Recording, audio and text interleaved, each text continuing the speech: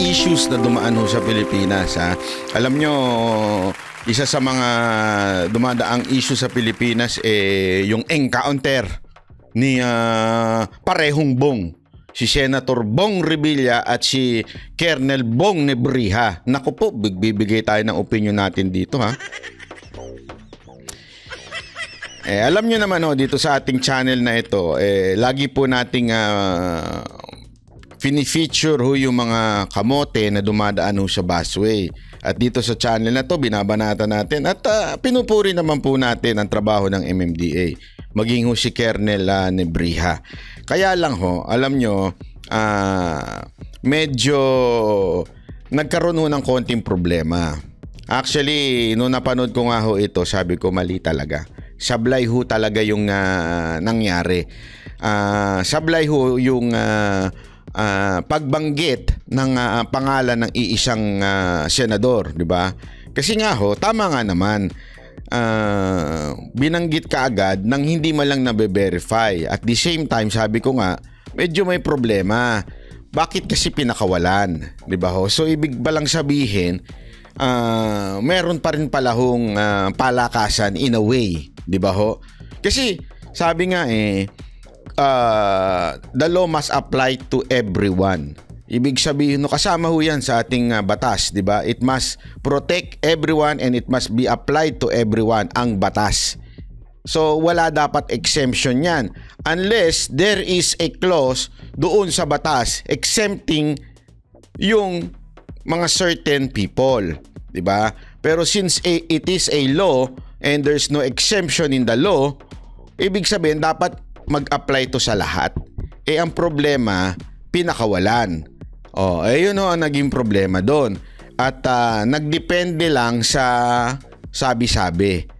Although, aminado naman si Nebriha na talagang meron siyang kasalanan. Di ba Panoorin natin to at magbigay tayo ng reaction natin dito sa issue na ito. Wala ako sa Quezon City. Yes, sir. Nasa Cavite ako. Yes, sir.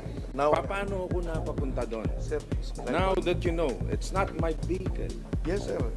Like what I've said, I just relied on the information that was relayed to me. Yan ang problema.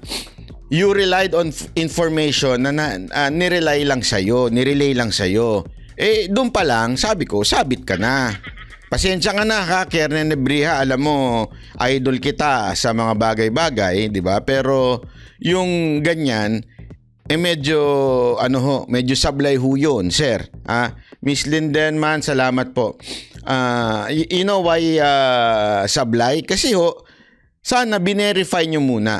O kaya, since narinig nyo sa telepono, sabi sa inyo ng tao nyo, sir, sabi ng driver kay Senator Bong Revilla ito. Kasi ang dahilan niya dito, hindi naman daw niya binanggit sa TV. Nagkataon lang habang nasa telepono siya, may mga TV crew. Okay? Pwede mo namang sabing, sigurado ka ba nandyan yun? I mean, you don't have to say kung sino yun. Kasi una-una, hindi pa verified di ba? Yun ang problema. So, binanggit mo na kaagad without even verifying kung sino yung nasa loob. Tropa ko, sir. Yes, So sir. based on hearsay, Sir, wawasakin mo yung sir, senador. I have no intention Paano na pa yung mga maliliit natin mga Sir, wala kababayan? pong intention na sa akin ito. Why would I do that? Bakit mo binanggit yung pangalan ko Sir, sa media? yun po, Sana nakakaradyo po ako. bine-verify nyo muna. Sir, that's Hindi, what I binanggit did. mo sa radio That's what I said. Di po ako Narinig ko yun. in-interview na sinabi ko po na nandun kayo. Wala po akong pinag-usap. Just that, nandun po ako na nagraradyo po ako. Narinig ko. Sa radyo po pala, mas madali mas mabilis ang transmission nun. Sana, hindi na lang, una dapat meron kayong instruction. Di ba? May instruction kayo sa na wag mo na magbabanggit hanggang hindi confirm. Yung, alam naman po natin sa Pilipinas, perception is everything. Di ba? Dahil nga sa nangyaring yan, iisipin, nakikita ko na to Nakikita ko na. Alam nyo kung sino sumakay dito? Alam nyo kung sino? Yung mga dilaw at hindi ko nga alam. I know. Malinis naman ang puso ni Nebriha sa pagkakamali niya.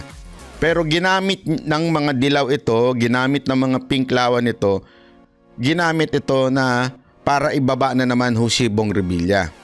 Alam naman po natin, si Bong Revilla ho ay isa sa pinakamalapit yan kay Gloria. Kaya nga sabi ko, hindi naman to lalaki sa totoo lang kung ito'y walang hinalong politika dito. Kasi nagsorry naman Nagsorry naman na Sinebriha, nagsorry MMDA na meron talagang pagkakamali sa part nila.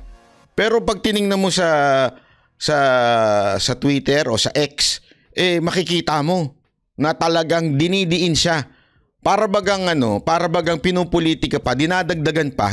Ulitin ko hindi ho Sinebriha, hindi ho MMDA na politika sa kanya. Pero yung mga tao, nadidinig ko yung kapitbahay. Umuungol. Hindi, alam mo, Colonel, ako, bugbog na ako sa maling Sir, paratang. I have no Okay? intention. Ako, kahit saan ako pumunta, hindi ako umaatras sa mga Yes, sir. laban na... Yes, sir. I understand. Yung sa totoo lang ako. Yes, sir. I No? understand. Ako rin po nasa to. Ang Oo. sinabi ko lang, sir, Nasa totoo ka? I have no intention of ruining your name. Just that, sir, yun lang po yung information na binigay sa akin. So I relied on that. If it was a mistake, Elmer Legaspi, maraming salamat po. Oy, Randel, sagutin mo daw, kailan daw ba meet and greet? then I like what I said kanina, sir. Nagkakamali tayo, lahat tayo, tao nagkakamali. And I apologize. Pero kung hindi niyo po You apologize to the public. Yes, sir. Yes, sir. Yes, sir. I will. I have already apologized, Kano. I'm really sorry. I already apologized kanina. I already made an apology. Tao lang po tayo. Lahat po tayo nagkakamali. Ngayon, kung nagkamali po yung enforcer ko, as the commander of the task force, the buck ends with me. I do not need to present the enforcer anymore. Kung nagkamali siya, ako na po ang sasagot noon. Ngayon, sir, wala po akong balak ipatanggal. Kung ako na lang, di ako na lang po. But the buck ends with me. The responsibility ends with me. Yun po ang ang ng commander . I need to make decisions. It is not to ruin the senator. Alam ko po yung pangalan ni senator. We have common friends. Wala po akong intention na sirain. Kaya kung nagkamali ako na lang po. Ako na lang. That's part of my responsibility. That's my Decision po ng management, we discussed it kanina. We will suspend Colonel Libriha pending investigation po kung ano talaga yung nangyari at punot dulo. Una-una, database na may mga violations po kasi bakit naglilik yung pangalan ng mga nahuhuli, which is hindi naman po dapat. And second, kahit naman po sino na nag-name drop, hindi naman po dapat pinalilibre. Yun po yung policy namin. Actually, yan talaga ang pinakasablay dyan. Alam nyo, yan ang sa tingin ko sumablay dito si Sinebriha. Nakakalungkot kasi supposedly, di ba, medyo matapang na tao siya. Lagi niyang pinakikita sa video na parang matapang na hindi pa pwedeng, kasi driver ako ni ganito. Di ba? Nakikita natin sa video yun, di ba? Yung mga nagdi-name drop, hinuhuli pa rin. Bakit this time, ni-name drop si Senator Bong Revilla, pinakawalan niya? Alam mo, dito ka nadali, boss ni Briha.